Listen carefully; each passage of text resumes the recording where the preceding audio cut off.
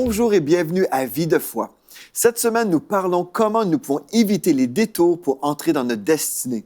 Vous savez, aujourd'hui, on va parler d'un sujet très intéressant. On va parler en fait de l'abandon. Plusieurs chrétiens veulent tout abandonner. Ils ont été blessés, ils ont vécu des difficultés et puis peut-être ils voient constamment le panneau abandon, abandon, abandon, et puis ils croient que c'est bien d'abandonner. Mais aujourd'hui, j'aimerais vous encourager et vous aider à comprendre que vous êtes engagés en ce moment dans le combat de la foi. Vous savez, oui, nous marchons les deux pieds sur terre et puis si nous appartenons au Seigneur Jésus-Christ, nous faisons partie de son royaume et le diable le sait et le diable veut nous décourager. Vous savez, plusieurs chrétiens vivent des oppressions, ils vivent des moments de découragement, ils veulent vraiment abandonner parce qu'ils trouvent ça difficile. Oui, on vit dans un monde et puis l'ennemi est là, on peut ressentir des vents contraires, on peut se faire trahir, on peut se faire attaquer et des fois, on a juste le goût de tout abandonner. Mais heureusement, le Seigneur est là, la présence de Dieu est là et Dieu ne nous laisse jamais tomber. Le Seigneur Jésus est là où vous êtes, il connaît votre situation et puis il vous encourage aujourd'hui par le biais de cette émission. Relève-toi, ne laisse pas tomber, n'abandonne pas en fait ta foi aussi dans la puissance de Dieu parce que Dieu est capable de changer cette situation et il est présent là où vous êtes. Gloire à Dieu. Et aujourd'hui, on va parler justement des détours. Vous savez, cette semaine, on a vu plusieurs choses. On a remarqué en fait des panneaux que le diable mettait sur notre chemin pour nous inviter à prendre son chemin. On a vu dans notre première émission, en fait, que le diable mettait le panneau de l'orgueil plutôt que l'humilité. Mais on a pris cette décision dès la première émission. Non, nous sommes dépendants de Dieu et nous voulons marcher dans l'humilité. Et comme nous marchons dans l'humilité, le Seigneur, en fait, nous élève au temps convenable. Et c'est merveilleux parce que quand on marche dans l'humilité, nous savons en même temps que nous pouvons être dans un repos spirituel, sachant que Dieu prendra soin de nous. Donc ça, c'était dans notre première émission. Ensuite, on a vu également qu'on pouvait bénéficier du silence.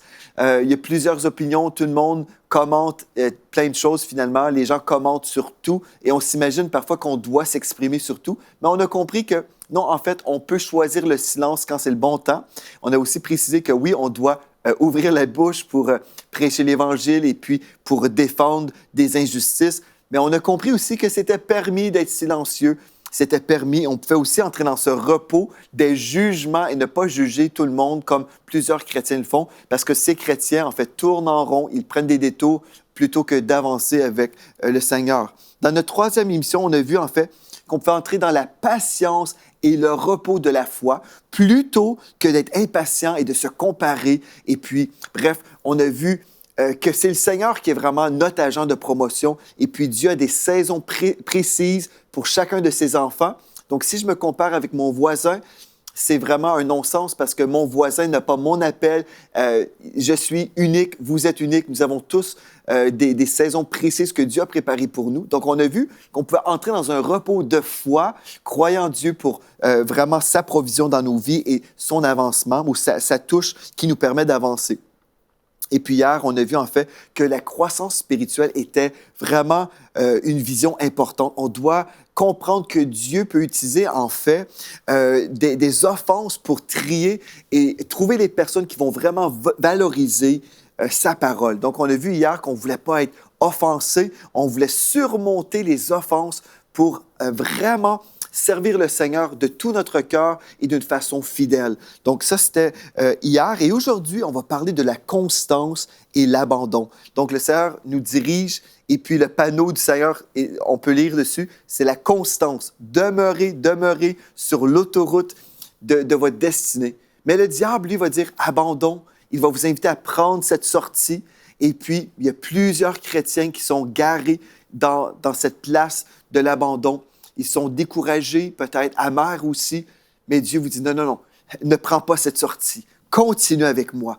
Tu verras, je vais prendre soin de toi. Tu verras, je vais te relever. Tu verras, je vais faire des miracles dans ta vie. Mais on doit croire. Pour y arriver, on doit croire. Et c'est pour ça que j'aimerais lire 1 Timothée, chapitre 6, verset 12. 1 Timothée 6, 12, dans la version Sommeur, nous lisons ici « Combat le bon combat de la foi ». Donc, la première chose qu'on doit comprendre, c'est que si nous sommes enfants de Dieu, Il y a des fois, les gens s'imaginent qu'on croit que, bon, c'est juste des roses sur notre chemin, que des tulipes, des tulipes et des roses et puis des parfums. Non, on peut vivre de l'opposition spirituelle. Si nous sommes victorieux, c'est parce que nous avons remporté une victoire. Et ce qui est merveilleux, c'est que cette victoire, c'est Christ qui nous l'a remportée il y a déjà 2000 ans. Donc, je comprends qu'il y a un combat en ce moment. Nous sommes dans un combat spirituel. Donc, si je veux rentrer dans ma destinée, je dois vraiment être conscient que ce combat est une réalité. Même si je ne vois pas des choses avec mes yeux naturels, je peux ressentir des choses. Je peux ressentir des fois que c'est difficile, que je dois prier et qu'il y a des fois des murs, on dirait que je frappe des murs dans le monde de l'esprit parce que peut-être il y a des personnes qui font des... ils prient contre nous, vous savez. Il y a des gens qui sont des sorciers qui sont là pour essayer d'opposer l'avancement du royaume de Dieu. Donc, des fois, je ressens des choses dans le monde de l'esprit. Comment faire? Comment ne pas abandonner? Bien, ma force, elle est disponible dans le Seigneur. Je vais puiser ma force en Jésus-Christ. Donc, la Bible nous dit combat, le bon combat de la foi. Pourquoi dire un bon combat? C'est parce que c'est une victoire certaine, parce que le combat a déjà été remporté. Donc, c'est merveilleux. Combat, le bon combat de la foi. Saisis la vie éternelle que Dieu t'a appelé à connaître et au sujet de laquelle tu as fait cette belle profession de foi en présence de nombreux témoins. Donc, on ne fait pas simplement une profession de foi. Oui, il y a plusieurs chrétiens qui disent, moi, j'ai fait une profession de foi, j'ai déclaré ma foi en Jésus-Christ, c'est bien. Mais après, on doit poursuivre, on doit persévérer dans les voies de Dieu. Même s'il y a des vents contraires, même s'il y a de l'opposition spirituelle, on n'abandonne jamais. Alléluia. Et là, j'aimerais vous lire un autre texte dans Proverbes chapitre 4, au verset 18. Si on a vraiment la vision de Dieu, Proverbes 4, 18, on comprend ceci. Le sentier des justes, donc vous et moi, si vous avez été pardonnés de tous vos péchés, le sentier des justes est comme la lumière resplendissante dont l'éclat va croissant jusqu'au milieu du jour, au verset 19. La voie des méchants est comme les ténèbres. Ils n'aperçoivent pas ce qui les fera tomber. Ou dans la version Sommeur, ils n'aperçoivent pas l'obstacle qui les fera tomber. Pourquoi? Si, en fait, je ne marche pas constamment dans les voies de Dieu, si j'emprunte parfois des détours, je ne marche pas dans l'intégrité, je marche dans les ténèbres. Puis quand je suis dans les ténèbres, je ne peux pas apercevoir les obstacles que le diable place devant moi. Donc, je suis là dans les ténèbres et puis là, je chute et je chute. Je chute constamment parce que je ne suis pas constant dans la lumière. Mais si je demeure, si vous demeurez, frères et sœurs, dans la lumière, si vous refusez d'abandonner, vous dites non, je vais servir mon Dieu, même si c'est difficile parfois, même si j'ai de l'opposition spirituelle, je vais demeurer fidèle à Jésus-Christ. Bien, comme vous marchez dans la lumière, vous verrez les obstacles que Satan met devant vous. Il veut vous piéger, il veut vous faire abandonner. Mais puisque vous demeurez fidèle au Seigneur d'une façon constante, là, vous pouvez discerner et dire, ah non, je discerne ce piège. Quelqu'un veut me provoquer, quelqu'un essaie de me blesser. Ils veulent me provoquer pour que j'agisse charnellement. Oh non, je ne serai pas provoqué. Je refuse d'être charnel. Je refuse de sortir du chemin de l'amour. Je vais demeurer avec mon Jésus qui marche toujours sur le chemin de l'amour parce que Dieu est amour. Donc, vous voyez déjà les pièges que le diable vous tend et vous avez le discernement spirituel parce que vous êtes constamment connecté à Dieu. L'Esprit de Dieu vous ouvre les yeux spirituels et vous pouvez discerner ce qui est devant vous. Alléluia. Donc, si je suis constant, j'entends constamment la voix du Saint-Esprit. Alléluia. Cet entendement se traduit par une marche de conviction, car je réponds à l'appel de Dieu que j'ai entendu. Vous voyez, c'est pour ça que c'est tellement important d'être connecté constamment à Dieu. Le Saint-Esprit m'influence. Si je suis constamment avec le Seigneur, le Saint-Esprit m'influence. Je ne suis pas influencé par mon raisonnement, comme on a vu cette semaine. Donc non, cette connexion divine constante me préserve, me protège. Je ne suis plus influencé par mon raisonnement. Je ne suis pas influencé par ma chair ou mes goûts personnels. Non, ma chair pourrait se venger, pourrait vouloir se venger. Ma chair voudrait peut-être commettre des péchés. Bref, la chair fait toutes sortes de choses, veut semer dans la corruption et récolter de la mort. C'est terrible. Mais si je reste connecté à Dieu, je ne suis pas influencé comme ça. Et si je reste influencé par le Saint-Esprit, je vais pouvoir être une influence pour ma famille et les aider à marcher dans les voies de Dieu. Le Saint-Esprit m'influence. Je suis influencé par Dieu lui-même. Et Dieu m'influence toujours en accord avec sa parole. Donc, je vivrai toujours avec des convictions et avec des certitudes. Je vais être certain. Une des choses que vous devez comprendre, frères et sœurs, aujourd'hui, si vous avez le goût d'abandonner, vous devez vous arrêter et juste vous poser la question, est-ce que j'ai été influencé par le royaume des ténèbres? Est-ce que j'ai accueilli dans ma vie des pensées de mensonges, en fait? Est-ce que j'entretiens des discours ou des mentalités de mensonges? Des fois, quand on veut abandonner, c'est parce qu'on se dit, ah bien, Dieu ne m'aime pas, ou les promesses de Dieu ne s'accompliront pas dans ma vie, les promesses ne s'accompliront pas, et puis voilà, je perds espoir, ou j'attends, ça fait trop longtemps que j'attends, et finalement, j'ai juste le goût d'abandonner.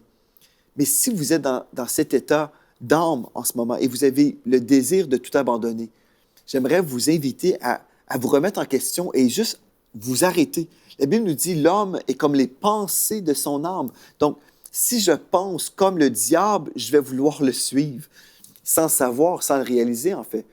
Mais si je fais ce que Dieu me dit, de penser aux choses qui sont pures, aux choses qui sont vraies, aux choses qui sont honorables, dignes de respect, je pense selon la parole de Dieu, là, je peux dire, c'est faux que Dieu va m'abandonner. C'est faux que les promesses ne s'accompliront pas dans ma vie. C'est faux que Dieu m'abandonne, que Dieu ne m'aime pas. C'est faux, c'est faux, c'est faux. Et là, comme vous réalisez que le diable vous racontait des mensonges, vous pouvez dire, Seigneur, je crois dans ta fidélité. Et je prie maintenant que tu viennes me renouveler, que tu viennes me rafraîchir spirituellement. Alléluia. Donc, cette connexion constante avec Dieu m'aide dans toute ma vie. La constance maintenant. Vous savez, pour entrer dans votre destinée, non seulement vous ne voulez pas abandonner votre foi dans le Seigneur ou votre constance dans ses voies, mais vous voulez aussi respecter vos engagements. Plusieurs chrétiens, en fait, c'est ça leur grand problème, c'est qu'ils s'engagent, mais ils ne sont pas constants. Ils commencent quelque chose, mais ils arrêtent avant l'accomplissement. Dans Jacques, chapitre 5, verset 12, le Seigneur nous dit que, en fait, que notre oui soit oui et notre non soit non, afin que vous ne tombiez pas sous le jugement. Parce que plusieurs chrétiens sont là en train de dire constamment « Ah oui, je vais faire ceci », mais finalement, ils abandonnent. Mais Dieu veut qu'on respecte notre parole. Parce que si vous ne respectez pas votre propre parole, comment pourrez-vous respecter vos décrets de foi? C'est très important. Il y a un lien, en fait, entre votre confession de la parole de Dieu et des promesses de Dieu, votre foi dans votre propre parole. Il y a vraiment un lien entre votre constance et votre intégrité au niveau de vos engagements et l'intégrité de la parole. La parole est toujours intègre, mais votre foi dans vos propres décrets, dans le sens où vous pouvez croire, bien, au final, je ne respecte jamais ma parole, donc pourquoi je respecterais ce que j'ai dit? La parole de Dieu me dit que c'est par ses meurtrissures que j'ai été guéri, par exemple. Donc, je peux déclarer, oh, par ses meurtrissures, j'ai été guéri. Mais puisque je suis habitué de ne pas croire mes paroles, je ne crois même pas ce que je dis. Est-ce que vous comprenez ce que je suis en train de dire? Donc, ma constance dans la parole de Dieu, ma constance envers mes engagements, cette constance est hyper importante, non seulement pour mes responsabilités que je dois honorer, mais juste pour ma vie chrétienne en général. Dans le psaume 138 au verset 2, la Bible nous dit « Tu as surpassé Dieu », enfin, c'est une parole qui s'adresse à Dieu, « Tu as surpassé ta réputation dans l'accomplissement de tes promesses. » Dieu respecte toujours sa parole. Et si nous sommes enfants de Dieu, nous devrions toujours respecter la parole de Dieu et surtout notre parole. Si on dit, par exemple, je vais être là à telle heure, je vais aller te rejoindre au restaurant à 18 heures, mais on arrive à 19 heures, on n'a pas respecté notre parole. Ou si on ne se présente pas du tout, bien là, c'est encore pire. Mais si nous sommes des personnes d'intégrité, nous allons respecter notre parole. Et on va tout faire dans notre possible pour arriver à l'heure, par exemple, dans cette illustration-là. Gloire à Dieu. Dans Deutéronome 23, verset 23, nous lisons « Tu observeras et tu accompliras ce qui sortira de tes lèvres. » Donc, l'intégrité est très importante dans cette marche pour entrer dans notre destinée ou dans cette course, si on veut. Nous sommes dans cette voiture, n'est-ce pas? Une voiture spirituelle qu'on a mentionnée toute cette semaine. On vous illustre, en fait, cette destinée comme étant une autoroute où on avance ensemble, comprenant que le diable veut qu'on prenne des détours. Et des fois, un des détours, c'est au niveau de nos paroles, comme on a déjà vu cette semaine. Mais on revient sur ce point important, mais en parlant plutôt de nos engagements. Une des choses très importantes, frères et sœurs, admettons, vous vous êtes engagé dans un ministère dans votre Église. Vous dites, je vais m'occuper des enfants, admettons, un dimanche matin, je vais faire l'école du dimanche. Mais vous ne respectez pas votre engagement. Et là, vous souhaitez aussi chanter dans la chorale. Mais là, le pasteur ou l'équipe ministérielle est au courant que cette personne, vous êtes engagé envers les enfants, mais vous n'avez pas respecté votre engagement. Est-ce qu'ils vont vouloir vous donner une autre opportunité pour le service? Ils vont dire non, cette personne n'est pas fiable. Ou cette personne valorise simplement le micro en avant et pas les enfants qui sont aussi vraiment précieux pour Dieu. Donc, en fait, votre engagement et votre intégrité au niveau de vos paroles révèlent beaucoup sur vous. C'est pour ça qu'il y a plusieurs personnes qui n'arrivent jamais à entrer totalement dans leur destinée parce qu'ils ont manqué d'intégrité au niveau de leur constance et au niveau de leur engagement. Alléluia. On veut vraiment être constant au niveau de notre fidélité. Par exemple, notre fidélité dans notre grande assemblée. Vous savez, la parole de Dieu nous dit dans Hébreux 10, verset 25, « Nous ne prenons pas comme certains l'habitude de délaisser nos réunions. Au contraire, encourageons-nous mutuellement, et cela d'autant plus que vous voyez s'approcher le jour du Seigneur. » La parole de Dieu nous dit très clairement, et dans la version de Jérusalem, nous lisons « Ne désertez pas votre propre assemblée. » Donc Dieu ici, il nous donne vraiment un commandement. Nous devons demeurer fidèles dans les voies de Dieu. Quelqu'un qui dirait, ben moi, non, je choisis de faire autre chose que ce que Dieu dit. Bien, quand je fais autre chose que ce que Dieu dit, je marche dans la désobéissance. Est-ce que je peux entrer dans ma destinée étant une personne désobéissante?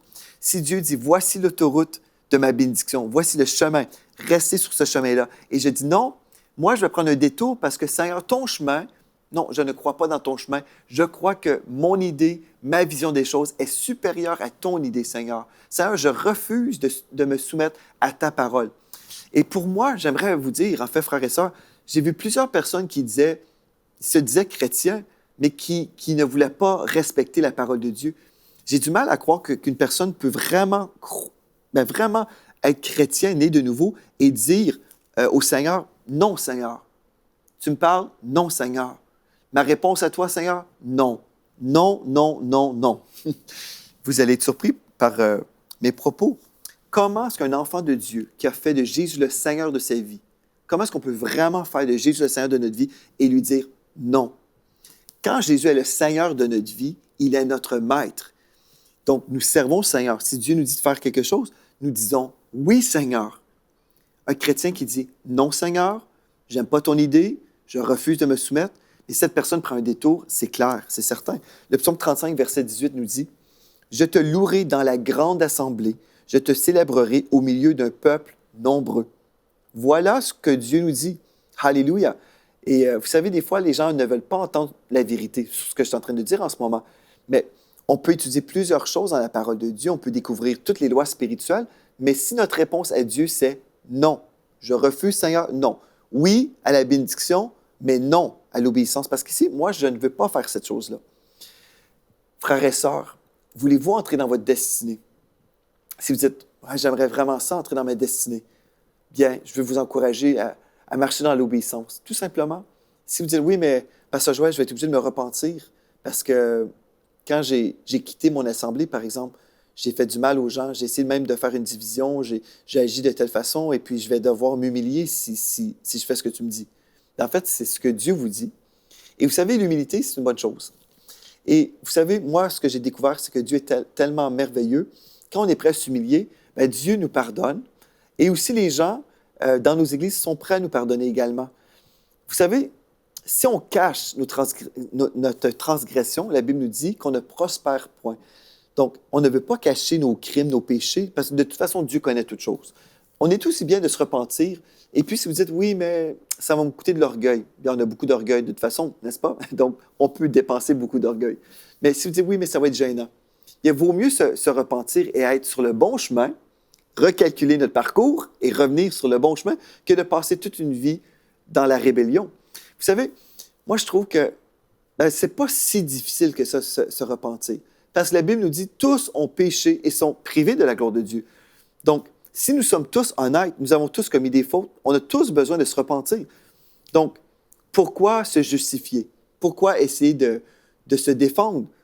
pourquoi pourquoi ne pas simplement dire au Seigneur, oui Seigneur, je vais me repentir, je me détourne de mes mauvaises voies, je vais revenir dans tes voies, je vais te servir et je vais vraiment rentrer dans ma destinée. Ah, peut-être ça va me coûter quelque chose. Oui, peut-être je vais devoir me repentir, peut-être je vais devoir demander pardon à certaines personnes. Mais au final, je serai dans ma destinée. Et vous savez, quand on marche dans l'obéissance, il va y avoir une récompense aujourd'hui, oui, mais aussi pour l'éternité. Dans l'éternité, le Seigneur va nous donner des couronnes. Il va nous récompenser pour notre obéissance. C'est merveilleux. Des fois, les gens ne réalisent pas en fait que nous sommes en train de préparer notre éternité. Je prépare aujourd'hui et vous préparez votre éternité. Si je marche dans l'obéissance, je vais être honoré pour ça, je vais être béni, je vais recevoir de l'autorité pendant l'éternité. Des fois, les gens disent, bien, moi, je ne veux pas vraiment obéir. J'aime mieux faire selon mon programme et Dieu va voir qu'au final, je fais des bonnes choses. Mais vous savez, Dieu va nous honorer, il va nous récompenser pour notre obéissance, pas pour les belles choses qu'on va avoir faites. Si, admettons, Dieu m'appelait en tant que pasteur, et c'est le cas, et j'ai répondu à son appel, bien, gloire à Dieu, je vais être récompensé pour mon obéissance. Mais si Dieu m'avait appelé à être un médecin, et moi, j'avais décidé, non, moi, je vais être pasteur, bien, en fait, je n'aurais pas de récompense pour mon pastorat parce que j'aurais fait des choses en dehors de son plan. Donc, Dieu a un plan pour notre vie et je vais être récompensé selon l'obéissance du plan du Maître. Amen. Donc, il y a des gens qui vont avoir leur propre plan, leur point, et puis, Seigneur, bénis ces choses-là, récompense-moi. Mais tu vas dire, tu peux rentrer au ciel parce que tu m'as demandé pour le pardon de mes péchés, mais au final, tout ce que tu as fait, c'est des belles choses, mais je ne t'avais pas demandé de faire ça. Je t'avais en fait appelé à faire telle ou telle chose.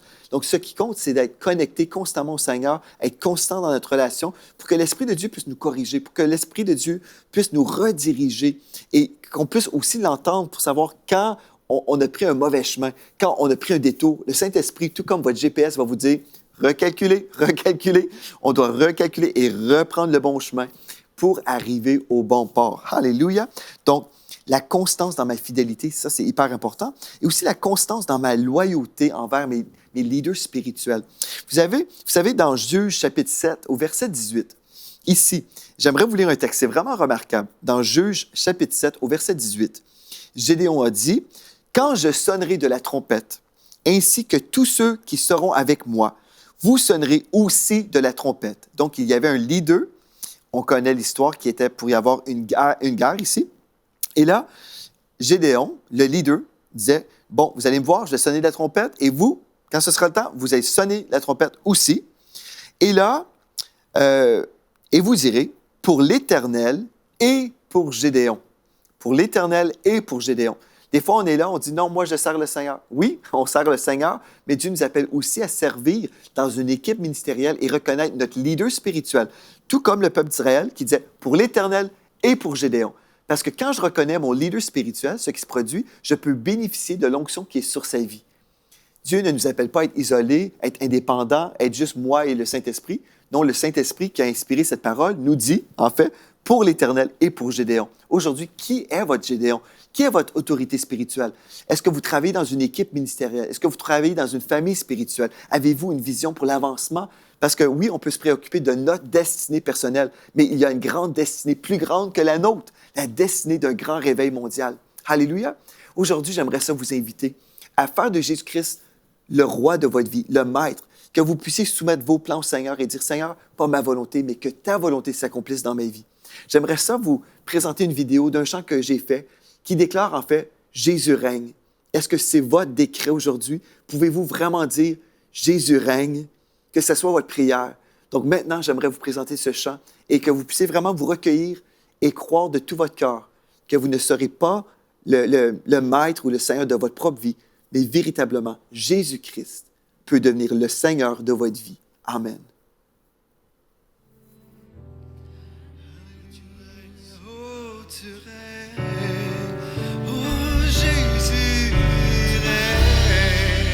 Alléluia, oh tu règnes, Jésus, oh Jésus, oh Jésus règne.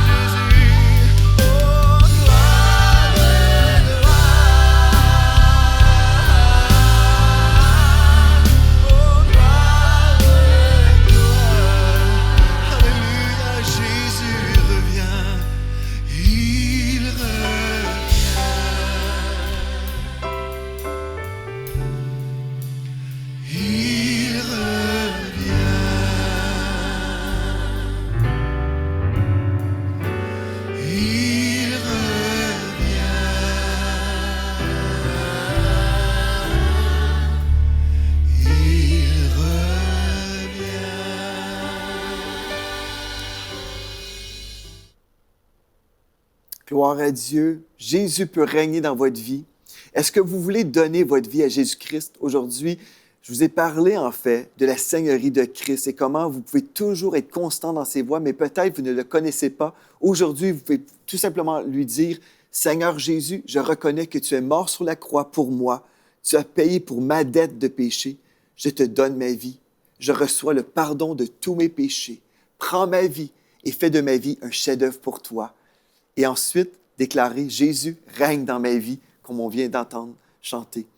Si vous décidez aujourd'hui que vous voulez donner votre vie à Jésus-Christ, bien, priez avec sincérité et écrivez-moi dès aujourd'hui à videfoi@emctv.com, videfoi@emctv.com et dites-moi, j'ai pris la décision de faire de Jésus-Christ le Seigneur de ma vie. Gloire à Dieu. Et vous allez entrer dans votre destinée la plus glorieuse, celle de la vie éternelle. Vous allez passer l'éternité avec le Seigneur Jésus au ciel, avec nous tous. Alléluia, c'est la plus belle destinée. Merci d'avoir été avec moi toute cette semaine. D'ici à la semaine prochaine, soyez richement bénis.